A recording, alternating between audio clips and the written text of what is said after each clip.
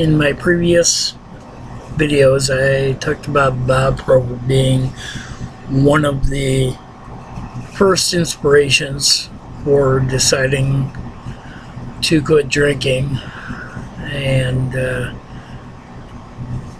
my sobriety date is April of 1988, and it's been nearly 27 years.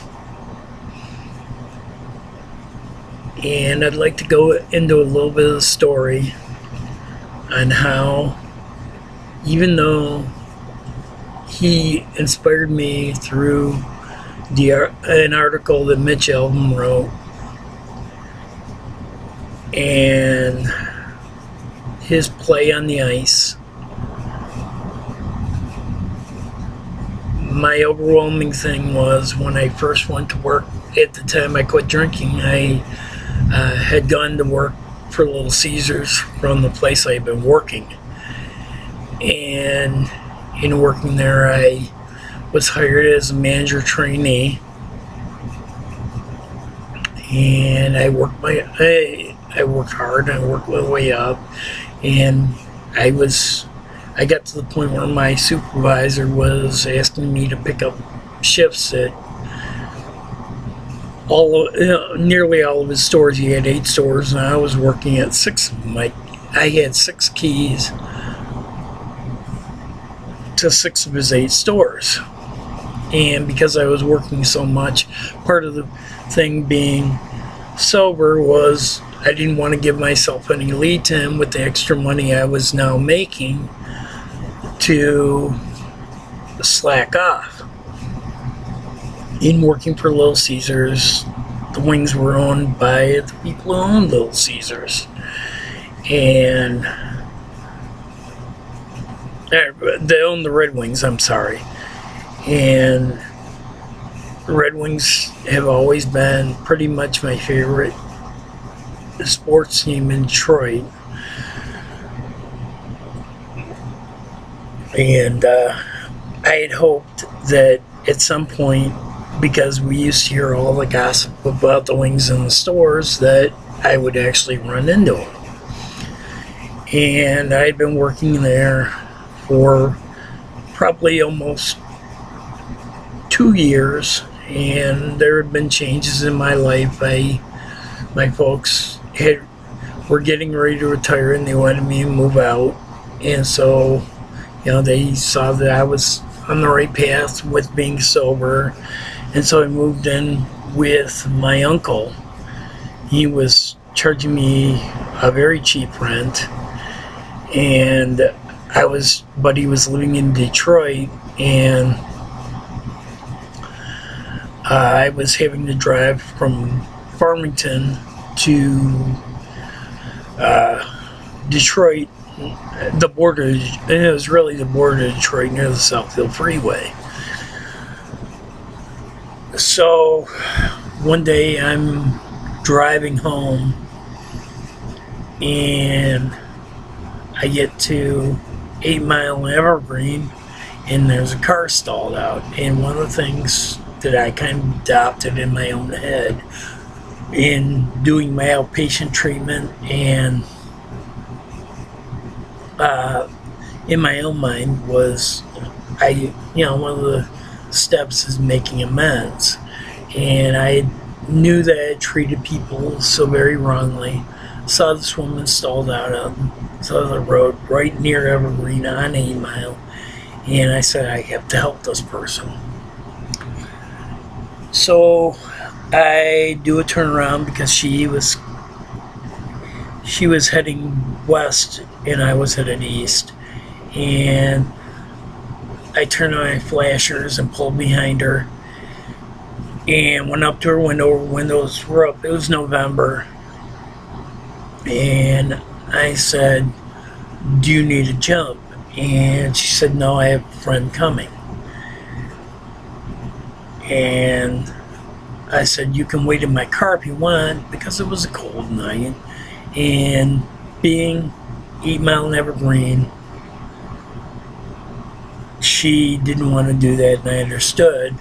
And she goes, you can just go on your way. And so I went to go on my way, and something in my head said, you can't do this, turn around. So I turned back around and I said, I'll tell you what I'm going to do. You don't have to get in my truck, but I'm going to stay to make sure that you're all right. So after a couple of, her friend took it had taken a couple hours, and she must have been getting pretty cold. And she goes, she came up to my truck and asked, do you mind if I get in? And I said, that was the offer. I said, we'll stay right in the gas station parking lot. I'm not going to try anything. He can see if I try to do anything to you. And I was actually wearing a Bob Probert jersey. And she started asking me some questions, and she goes, so are you a Wings fan? And I said, is it obvious? She goes, oh, so you're a fan of Bob's? And I said, yeah, it's pretty obvious. I said, and I started explaining how, in reading the article, and being a fan of what I thought what the Wings thought it could be, that I was totally enamored with him. And she kind of laughed, and she goes, that's cool. She goes, he comes into where I work. She goes, if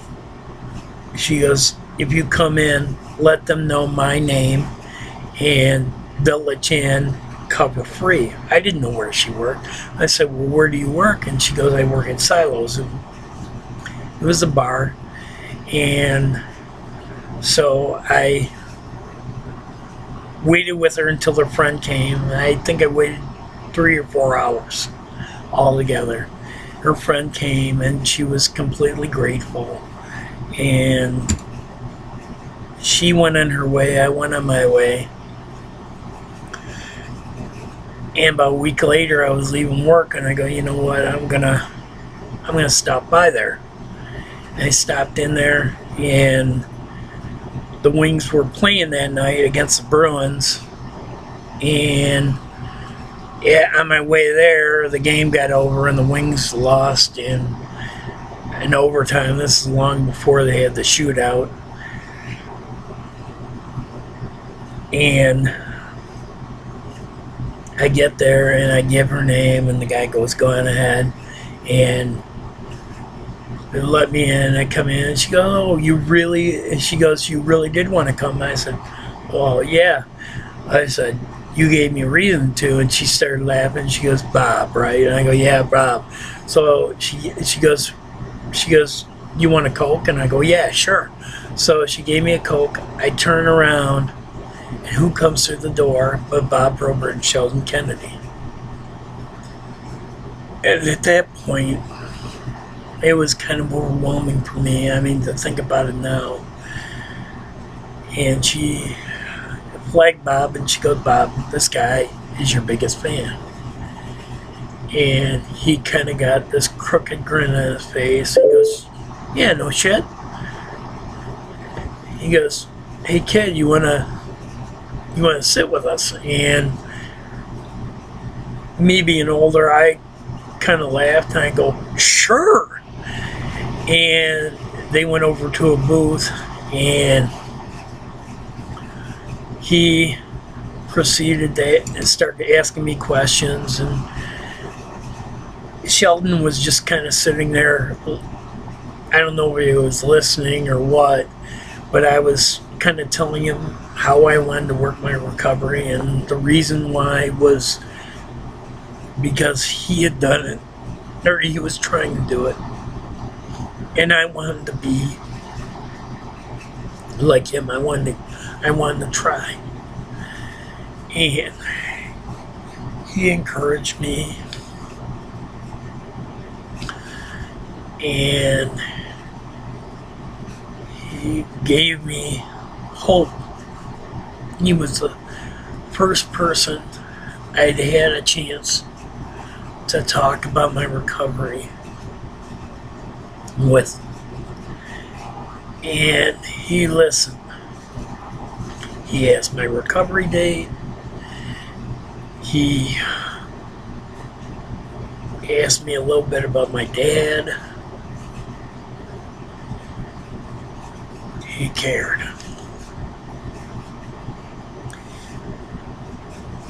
It meant everything.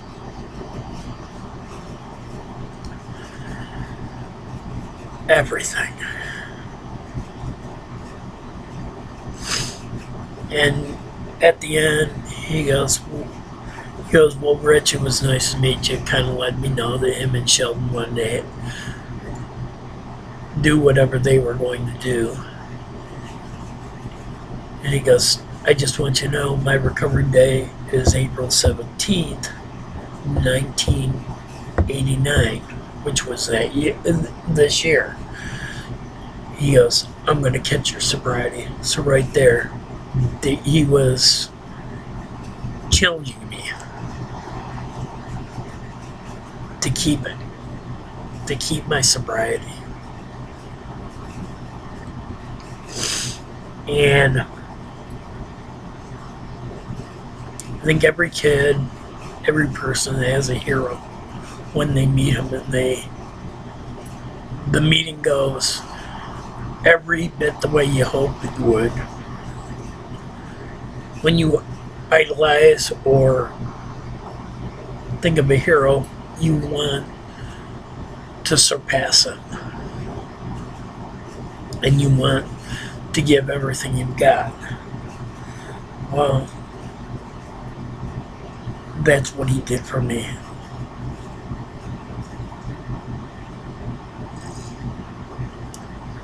And the great part about it was 8 years later, I was working 2 jobs, and one of them was at UPS, and they were going on strike. This was 8 years later. And so I went into Concours Arena and filled an app for a job, and my boss, who played minor league hockey with Bob, hired me. And my first day was actually a day Bob rented the ice.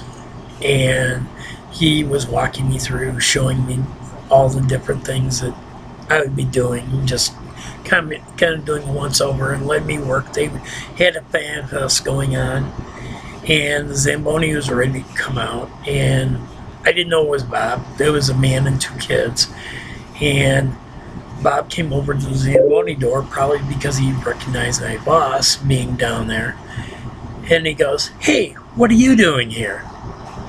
Or more like, hey, what the fuck are you doing here? And I couldn't believe my eyes. I saw him. And the next thing was, are you still clean? So not only did he take the time to ask my recovery date, ask about my dad,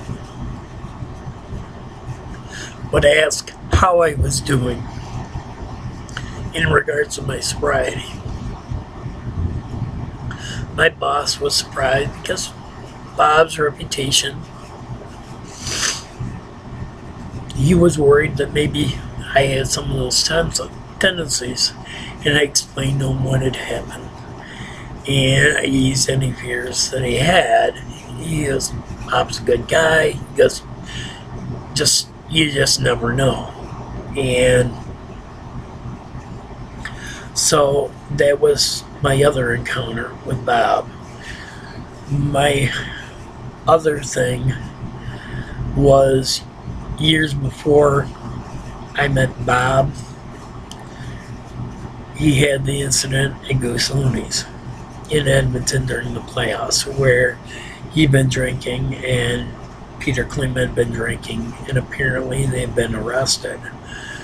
Well, I was 3 weeks into my recovery, and my idea was I was going to go down to the jail and I was going to help Bob. I was going to help Bob figure out a way to stay sober. I go down there, and the guy at the player's entrance door asked me, what can I do for you? And I said, I'm here to see Bob Probert. He goes, hang on. He goes, come on in here. So he leads me in the doorway, and Doug McLean comes out, And he asked me what was going on, and he goes, "Here, sit down." We sit down on the players' benches in the locker room, and I proceeded to tell him what was going on and how I really wanted to help Bob. I didn't tell him how long I had been clean. I think he would have found that amusing. He probably would find that amusing now. He just told me to take care of myself.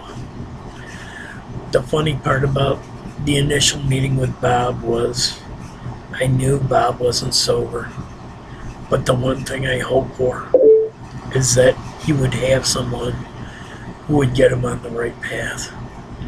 Find a woman who would give him everything that he needed.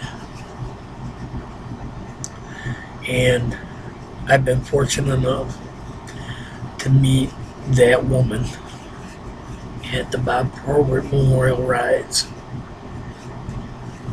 And I believe my prayers were answered in that regard. And this year, I actually met his two oldest daughters. And I have nothing but love for the Probert family. It makes me happy that my wish came true. And they are really quite extraordinary. And this is going to end this video.